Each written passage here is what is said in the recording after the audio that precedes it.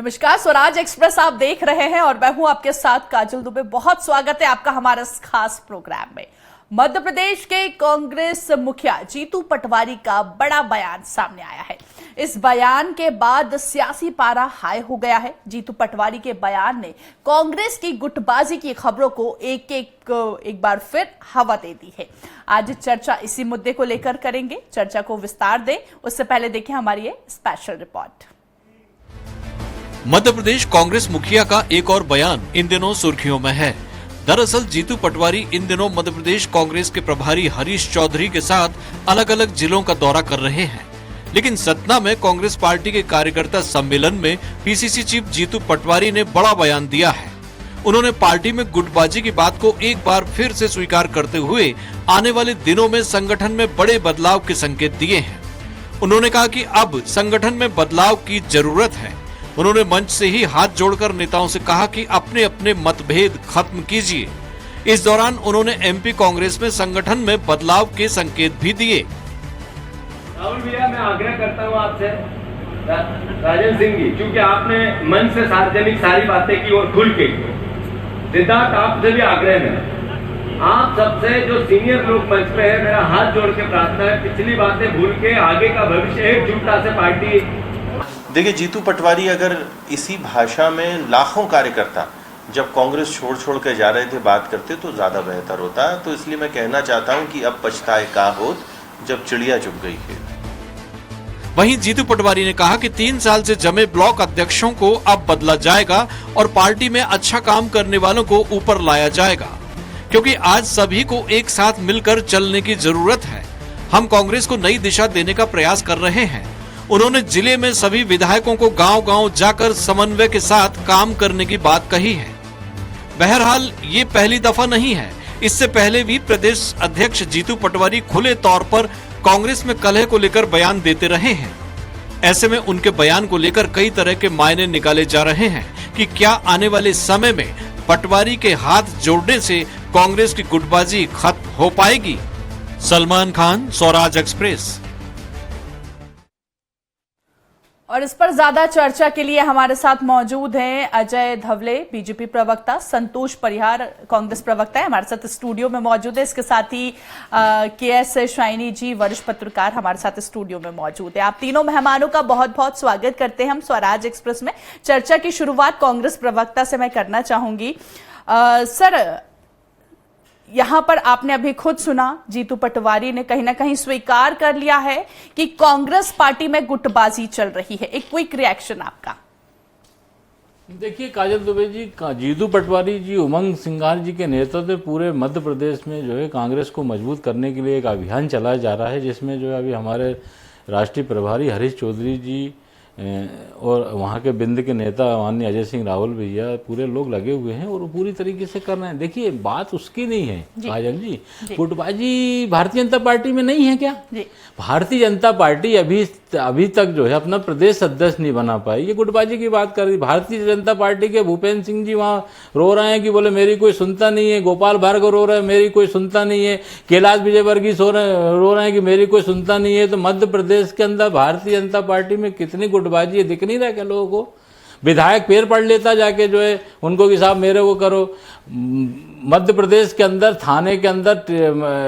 थाने में पुलिस पे इतना दबाव बनाया जाता है भारतीय जनता पार्टी के लोगों द्वारा कि कई प्रताड़ित हो गए पुलिस वाले। एक इंस्पेक्टर की हत्या हो जाती है।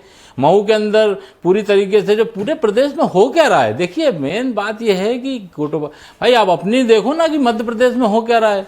मध्य प्रदेश के अंदर मैं इस बहुत बड़े चैनल पे गंभीरता से कह रहा हूँ कि भारतीय जनता पार्टी तो केवल जो है इवेंट कर रही है। अब इवेंट करने में उन्होंने साहब बिहार दिवस बनाने के लिए भोपाल के अंदर जो है कार्यक्रम कराया गया। बिल्कुल कराना चाहिए, बहुत अच्छी बात है। यहीं पे जो है एक भारतीय जनता पार्टी के नेता सुरेंद्र नाथ सिंह जी अभी जो है होली के पहले खत्म हो गए, उसकी श्रद्धांजलि तक इनने नहीं दी। ये बात कर रहे हैं। जिसने पार्टी को खड़ा करा ये केवल दिखावा करते हैं, ढोंग ढकोसला करते हैं। वो पर्ची वाले मुख्यमंत्री जब से आए हैं तब से मध्य प्रदेश में हो कह रहा है, रिचार्ज और टॉपअप पे पूरे अधिकारी कलेक्टर एसपी चल रहे हैं। अब तो बिल्कुल जो महिला अत्याचार में नंबर 1 हो गया प्रदेश, बेरोजगार पलायन करने लगे, यहाँ से बाहर जाने लगे हैं, फैक्ट्रियां बंद हो रही हैं। लेकिन ये तो केवल झालर लगा के जीआईएस की जो लूट कर रहे हैं, जनता की गाड़ी कमाई के हर 7 दिन में कर्जा लेके वो घी पी रहे हैं। सरकार कर क्या रही है? सरकार केवल दिखावा कर रही है।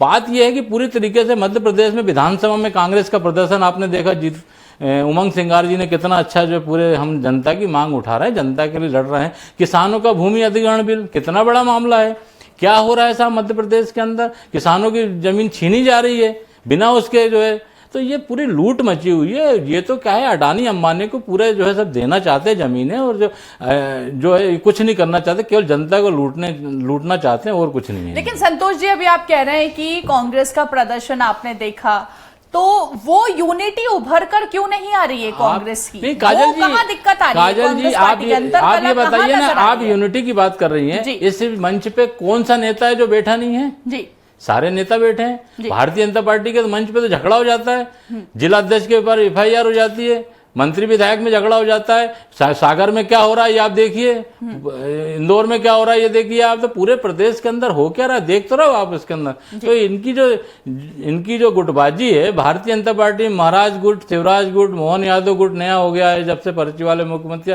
तो गुटबाजी तो सबसे ज्यादा इनके अंदर है।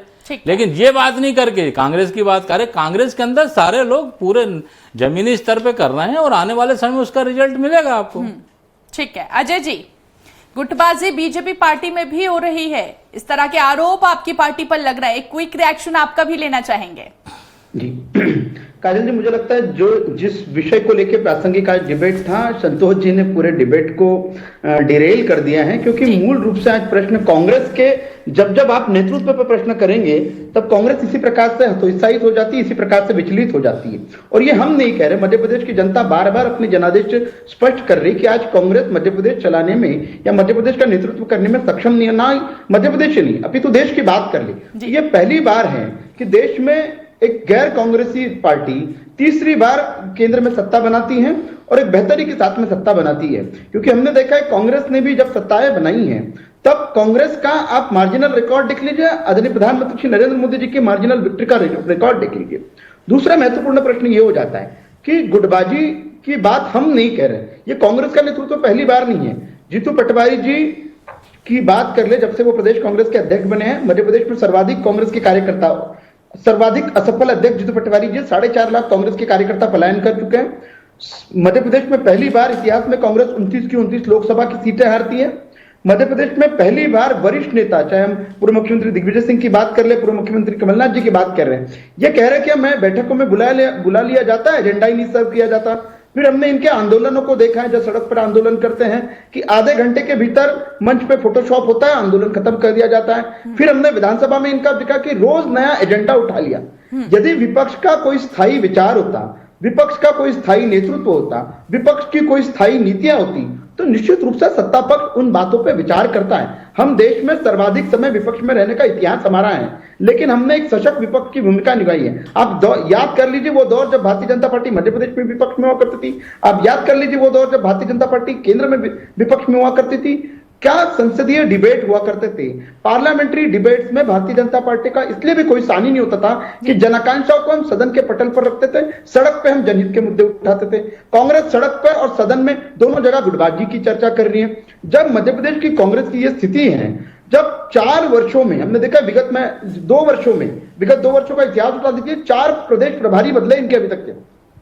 पहले जयप्रकाश अग्रवाल जी, उसके बाद में रणदीप सुरजेवाला, फिर उसके बाद में हमने देखा कि भंवर जितेंद्र सिंह और अभी वर्तमान में हरीश चौधरी जी।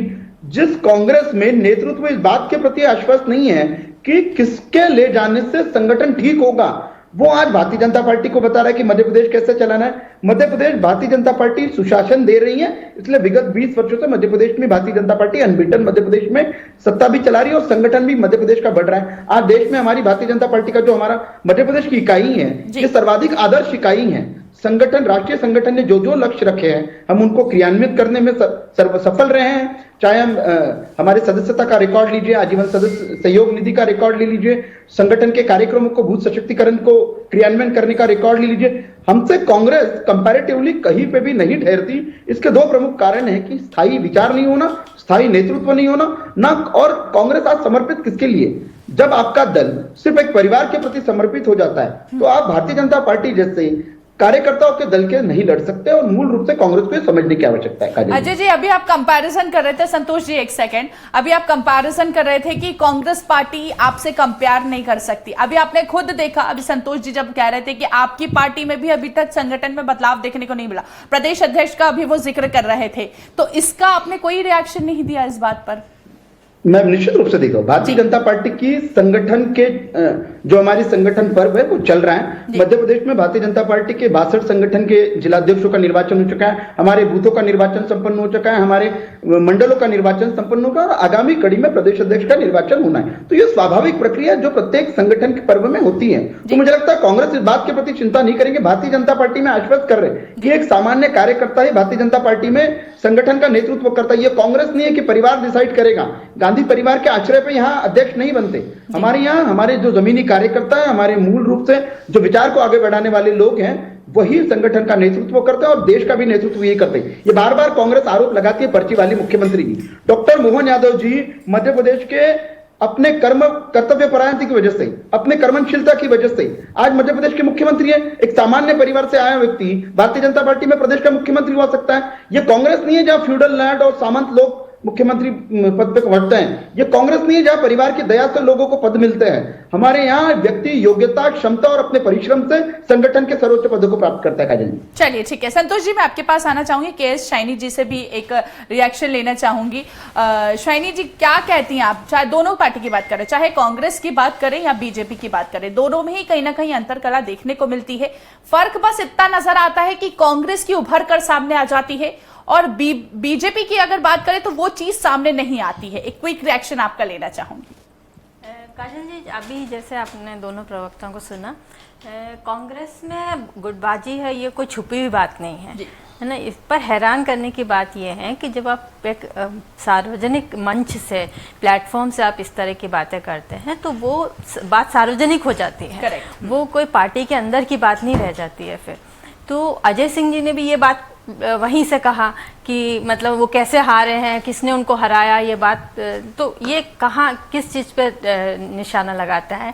और जो जीतू पटवारी जी ने जो कहा है, बिल्कुल जीतू पटवारी जी यंग नेता हैं और उभरते हुए आ रहे हैं, पर दूसरी तरफ कांग्रेस में बहुत कद्दावर नेता है। अजय सिंह जी 7 बार जीत के आए हुए MLA हैं और दिग्विजय सिंह जी है, कमलनाथ जी है। तो क्या जीतू पटवारी जी इन सबको, नेताओं का जो लीडर है, अध्यक्ष है, उनका काम क्या है? सबको एक साथ लेके चलना।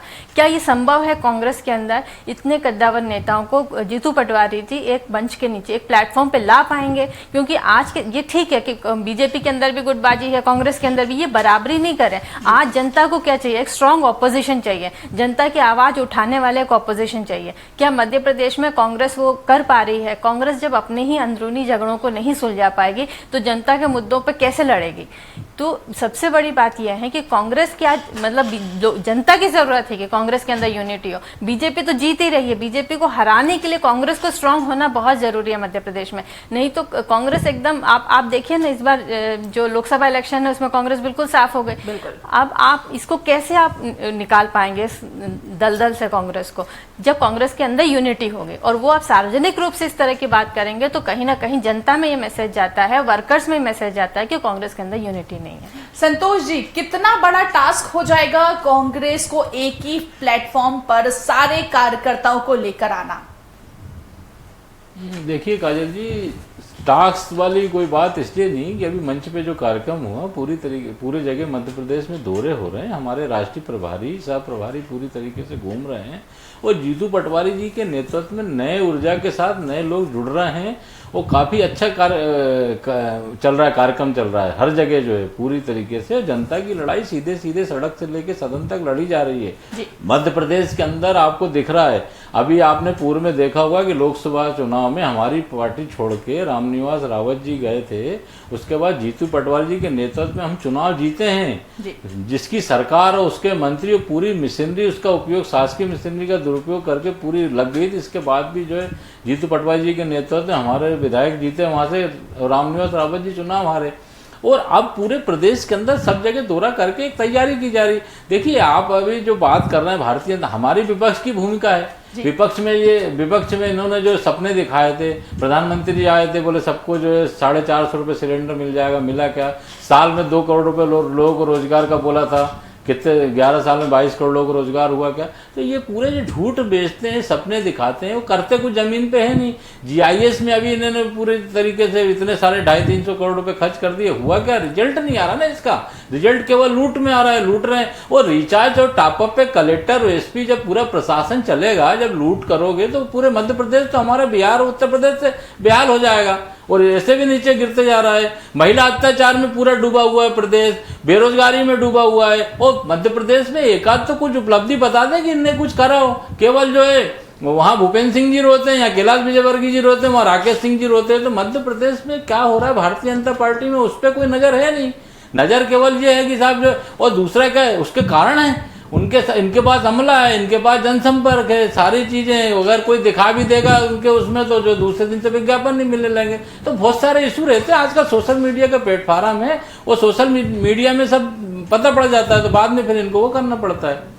अजय जी, और ऐसे छुपाने वाली बात, इसमें अंदर दिखने वाली जो बात है, वो तो दिख ही रही है ना पूरे प्रदेश के अंदर की भारतीय जनता पार्टी की क्या स्थिति।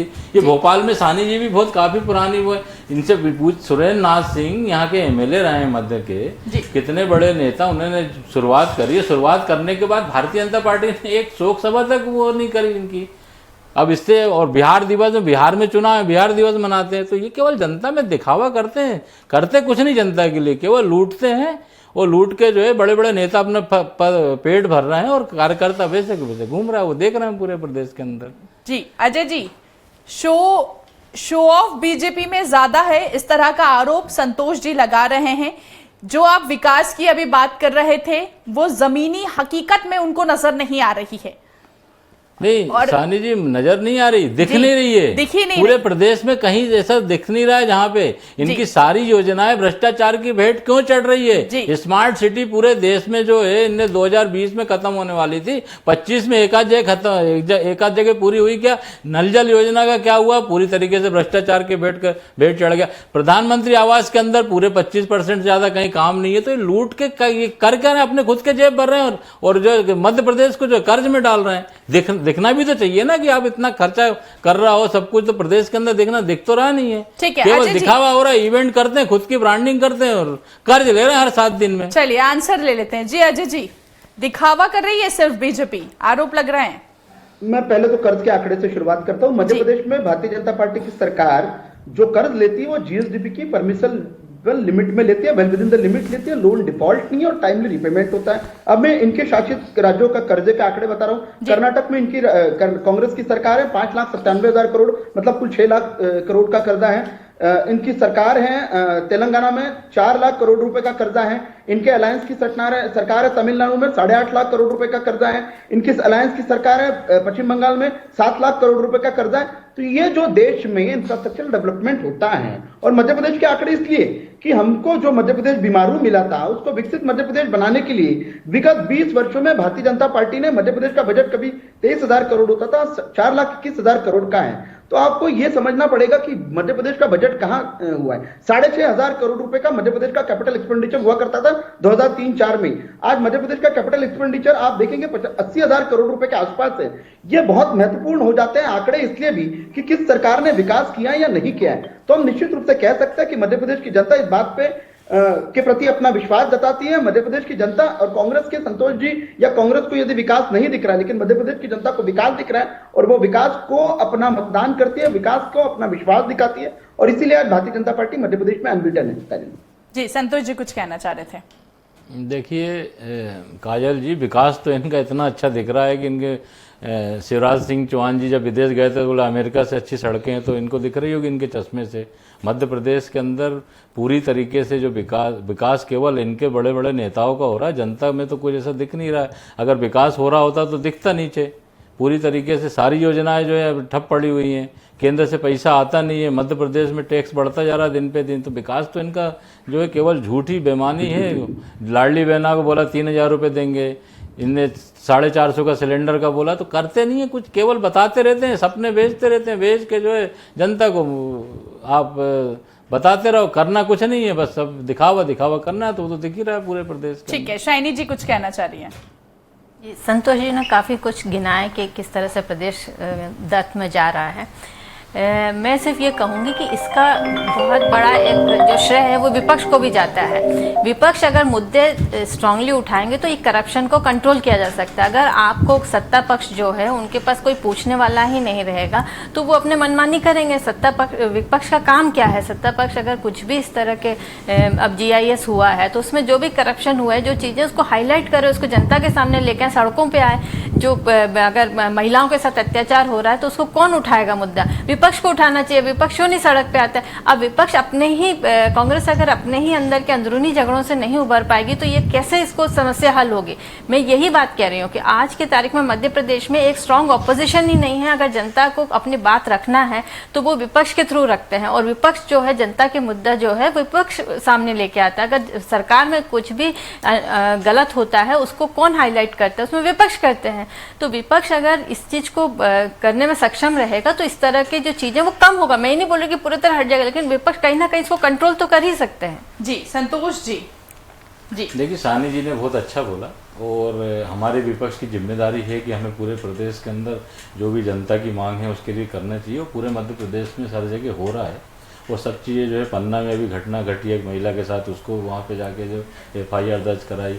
पूरे प्रदेश के अंदर रोज़ जो घटनाएं हो रही है उसके अंदर हमारे विपक्ष की भूमिका है, और हम विपक्ष की भूमिका के आधार पे जो है पूरी तरीके से लड़ाई लड़ रहे हैं, और ज़्यादा से ज़्यादा जो है जनता की मांगों को लेके, सड़क से लेके जो है सदन तक लड़ाई लड़ी जाएगी। और सानी जी, आपको जो है और तेज़ लड़ाई दिखेगी पूरे प्रदेश के अंदर, क्योंकि मध्य प्रदेश के अंदर भी चाहे बेरोजगार हो, चाहे कर्मचारी हो, चाहे किसान हो, सब बेहाल है। वो मध्य प्रदेश के अंदर भूमि अधिग्रहण बिल में जो उज्जैन में जो करा है उसके अंदर पूरे प्रदेश के अंदर किसानों को मालूम चल रहा है कि अडानी को लाने के लिए जो है कैसे लूट रहे हैं किसानों को। तो इसकी लड़ाई पूरी कांग्रेस लड़ेगी, और आपको आने वाले संतोष जी, आपकी लड़ाई शुरू होती है इससे पहले आपके अंदर जो गुटबाजी है वो कहीं ना कहीं उसको पंचर कर देते हैं, बलून फूट जाता है। और वो सानी जी, आपका क्या असल आपका मत है, आपका एक विचार है। अगर हमारी लड़ाई होती है, आप ये बताइए कि जो दिखता है ना, नहीं देखिए, आप ये बताइए, आपने बोल दिया अभी जो रामनिवास रावत को चुनाव हारे, तो इसका थोड़ा सा क्यों हारे?